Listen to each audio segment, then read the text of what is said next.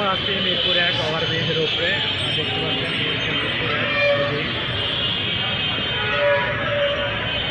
আর আমার পিছনে আছে তো আমার শপিং করছে।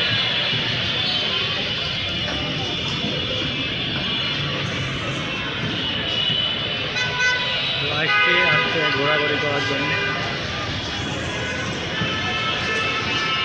তো চলুন দেখে নিয়ে যাক আজকের দিন ঘোরাঘুরি, কোথায় কোথায় যাই ওগুলোর ভিডিও আপনারা দেখতে হবেন। তো চলুন শুরু করা যাক পরের ভিডিও। পুরো ভিডিও দেখতে থাকুন। ধন্যবাদ।